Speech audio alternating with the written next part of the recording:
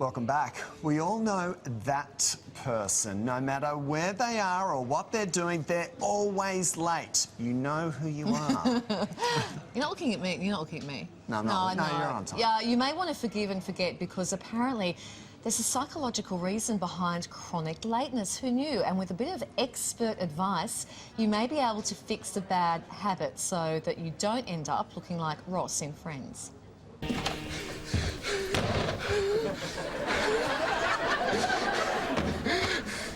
Hello.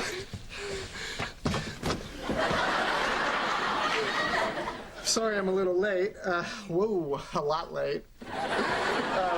Well, let me start by introducing myself. I'm Professor Geller.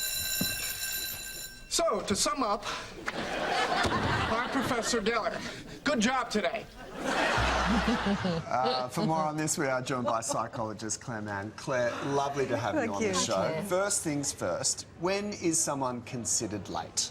Well, it's all relative, of course. If you're the person waiting, it seems to be taking a lot longer. But it's not the individual incidents. It's when people are consistently late and really 10, 15 minutes more, I would say. Okay, top excuses that people have?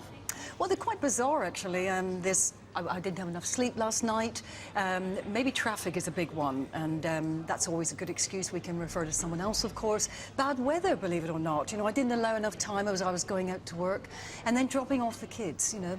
And often that, when heard by people that don't have children, of course, there often can be a bit of an argument, of course. What about those ones which are a bit of a stretch, the bizarre excuses? Do they fly, do you think? I'm not sure about that. In fact, I have a personal experience of that when I was young. My brother, a friend of his, was late for a footy game, and they said, "Why are you late?" "Well, I was caught by a lion in the park." And everybody laughed and said it was an excuse, and then a lion had actually escaped from the zoo. But we do have those, people saying, there was a zebra in my path, and then you find later on the news that has actually happened.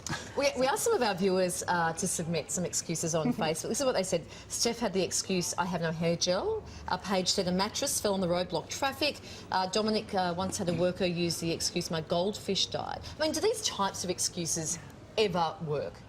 Well, I think we just have to answer that ourselves. I mean, when there is no substance, or if the person had made arrangements to call, to check in, that sort of thing, we'd probably respect it more. But it's kind of self-indulgent, isn't it? It's almost as saying, "Look, my goldfish died," and the following question comes, well, what does that actually mean? You know, does that actually a good reason for why you're actually late? What's the real reason that people are late? Well, this is the interesting bit. Because there's the passive side and there may be a less passive side. There's something called planning fallacy, which is interesting. Social psychologists tell us that people grossly underestimate how long it will take them to complete a task or to be somewhere. However, and this is interesting, to overcome that, if we ask people to put themselves in the shoes of other people and say, walk through the steps to get there on time, they're more realistic. So that's an interesting little twist.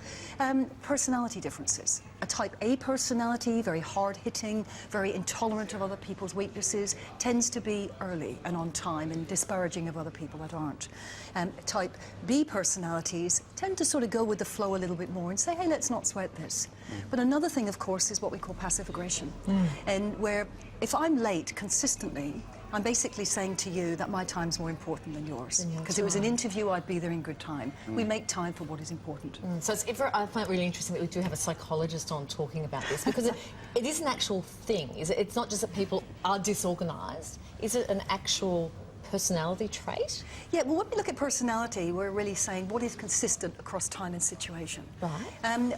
My experience tells me that it's not only what we consciously know and intend ourselves to do, it's the unconscious drivers that really push us and influence our behaviour and actions. So if somebody is consistently late, they'll make all sorts of conscious excuses and look to the external environment and fate and other people. But in fact, there's probably a little program running that is a pattern, how they were brought up, them saying, well, my time's as important as yours, but they can't actually voice it. So there's often, I won't quite call it chronic, but there's something that needs to be unpacked and looked at. Yeah, sure. There's probably excuses going on everywhere too in their life. Yeah. Unpacked and looked at. Yes. I like that. Wow. Why do so many of us hate being early on the flip side? You know, I mean, there's lateness, but then we don't like being early either, do we? Sure. Depends on the event, of course. If you're going to a networking event, a lot of people don't like to be early because they feel self-conscious. They also perhaps feel that they're giving out a message that says, I've got nothing else to do. They also might feel they're going to be asked and called upon to do certain things. So there's an avoidance there, I think. Not to be self-conscious, not to get people to judge them. You say, look, you know, have you got nothing else to do? If you are this person who is chronically late, how would you go about changing their ways to improve their life, so to speak? Well, firstly, as with all good communication, I'd ask questions. Try to park our assumptions, because we often jump to conclusions of why people do things. So it's very important to question what's actually going on here. We've got some things coming up at the moment. This is for the general person observing, is try and put yourself in their shoes would be a good solution for someone to change their ways. The planning fallacy I explained to you a moment ago. Get people to visualise the steps and what's actually involved to be more realistic about their actual timing. And get people to look at the consequences, to make them accountable and give them choices. You know, if you turn up 10 minutes late to our meeting next time, guess what? It's not going to happen. Yeah, sure, sure. All good advice, Claire. Thanks, Claire. Lovely to talk to you. I suppose also, if you're running late, don't stress. Don't drive the car too fast. You know, just relax. Try and get there. It's, you And know, it's just- apologise. Yeah, I mean, people yeah. don't do that. Goes a long way. Yeah. Excellent. Thank you, Thanks, Claire. Claire.